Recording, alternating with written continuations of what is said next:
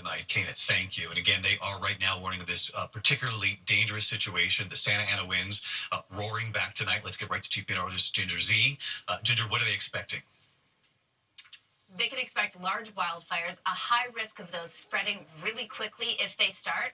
And David, we've got 36 hours of what will be an urgent situation again in California. So let's talk about the setup. It is different than what happened last week. It's a little less, but still the type that can take down trees and power lines. And they've got this upper level support. That's why we put that low and high up at 500 millibars, as we call it, speeding up the Santa Ana winds and making it even bigger. Now, the geography is slightly different. This time we're talking about the Santa Monica Mountains, but we're also San Luis Obispo, Santa Barbara, and of course Calabasas, Agoura Hills, eastern San Gabriel Mountains, the Malibu coast. All of the cities that you see highlighted there are in the particularly dangerous situation red flag warning. That's something that on a normal year you'd see every 5 to 10 years, but they've had 4 this season alone. This is the 4th, so really, really big fire risk. And that red flag warning goes all the way down to the Mexican border. And finally, David, we are also tracking the serious Arctic chill, 22 below, that feels like tomorrow morning in Minneapolis. Yeah, those are dangerously cold temperatures we're tracking as well. Ginger, thank you again tonight. We'll see you first thing in the morning.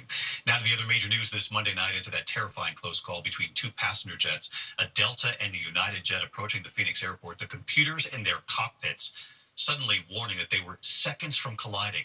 Gio Benitez covers aviation.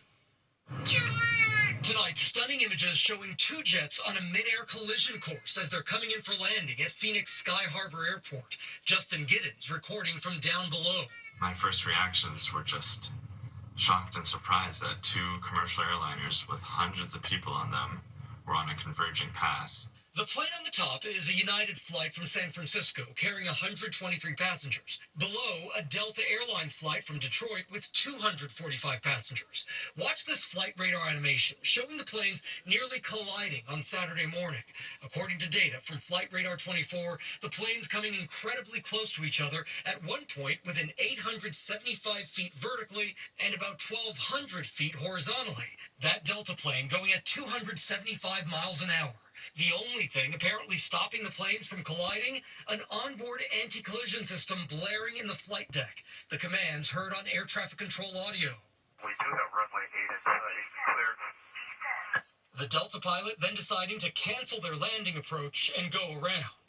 Both flights then circling before landing safely. Normally, aircraft shouldn't get within a mile of each other. In this case, they were less than 1,000 feet. So the technology on board both aircraft, sensing that they were within seconds of a mid-air collision, told one aircraft to climb and one aircraft to descend, thus preventing a tragedy. And David, the question tonight, if that alert system hadn't gone off, would the pilots have known that they were that close to each other? Both Delta and United say that those pilots listened to that warning, and now the FAA is investigating. David? Really startling stuff. Gio Benitez tonight. Gio, thank you. Now to the American hostages still in Gaza. Tonight, President Biden now saying a hostage release and ceasefire deal between Israel and Hamas is, quote, on the brink. Here's Mary Bruce. Tonight, President Biden says a long-sought deal to release the hostages held by Hamas in exchange for a ceasefire in Gaza is finally within reach. We're on the brink of a proposal that I laid out in detail months ago, finally coming to fruition.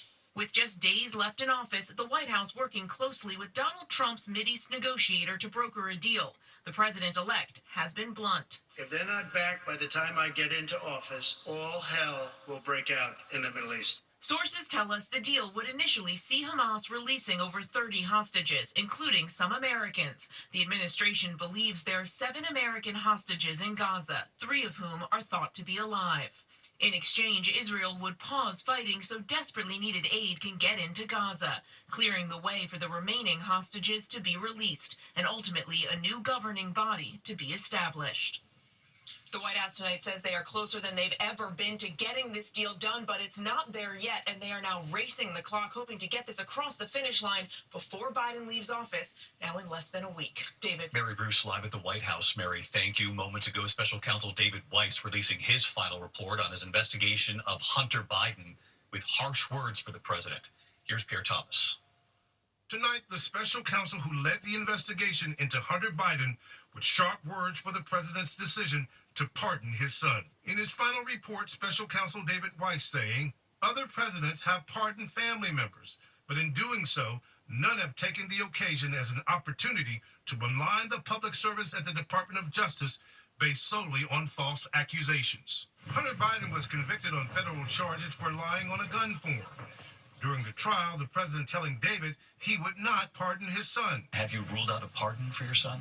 Yes. But days before Hunter Biden was set to be sentenced for that crime and for 9 tax-related charges to which he had pleaded guilty, the president reversed himself, granting his son a full and unconditional pardon. The president saying Hunter Biden was treated differently and singled out only because he is my son, that he was selectively and unfairly prosecuted. Tonight in his report, Weiss firing back, saying these baseless accusations have no merit and repeating them threatens the integrity of the justice system as a whole. And while the president called the prosecutions of his son a miscarriage of justice, tonight the special counsel defending them as the culmination of thorough, impartial investigations, not partisan politics. And we could be hearing from another special counsel soon. A federal judge is lifting her injunction, blocking the release of the part of Jack Smith's final report dealing with Donald Trump's role on January 6th and efforts to overturn the 2020 election. We could hear about that report as early as tomorrow, David. Pierre Thomas with us live from Washington. Pierre, thanks. When we come back here tonight, the arrest involving WNBA star Caitlin Clark. A man arrested, authorities say, traveling from Texas to Indiana. Clark said she feared for her life. And tonight here, we remember a beloved actress who played her role for nearly 50 years. Tonight, the CDC is now warning about 4 respiratory illnesses on the rise in 35 states: the flu, COVID, RSV, and norovirus. ERs across the country seeing a surge of patients. Many of those cases are flu-related. When we come back here tonight, to the Index, a remarkable collection of Bob Dylan memorabilia on the auction block in Nashville, including early drafts of lyrics. Hey, Mr. Tambourine Man. Julian's auction says 50 items in Saturday's auction, including Dylan's signed oil paintings and original art. A General Hospital icon, actress Leslie Charleson, has died nearly 50 years as Monica Quartermain. Leslie Charleson was 79. Finally tonight here, the City of Angels saving the pets. Tonight, across Los Angeles, the pets being saved. The Pasadena Humane Society taking in animals recovered from the fire zone. Roxy found in a house that had collapsed, her white coat covered in ash from the Eaton fire. Dr. Anna Sarfati and veterinary technician Vanessa Ortiz caring for her, tending to her burns. Dozens of donations arriving at the shelter, pet food, medicine for the animals. Hi, David. We've taken in about 600 animals so far. Dia DuVernay from the Pasadena Humane Society telling us every donation counts. It really is a huge effort to take care of all these animals who need our help. The nonprofit Wings of Rescue flying shelter pets out of the fire zone to safety. Hazel, Sergio, Lagoon, Archie. This tripod? Rick Browdy, greeting the pets inside their kennels, inside the plane. Hi, David. In the past 2 days, we've flown 2 flights carrying nearly 200 pets to shelters in the Pacific Northwest. We've at least 8 more flights on tap. 86 shelter pets sent to Utah, 6 to Oregon, 70 flown to Seattle. Pilots Felipe Morales and Justin Schneider with the puppies, hoping to find them homes elsewhere. If your viewers would like to help us save even more pets, please go to www.wingsofrescue.org/donate. Thank you so much. And so many of you saw the image captured by our team in Altadena.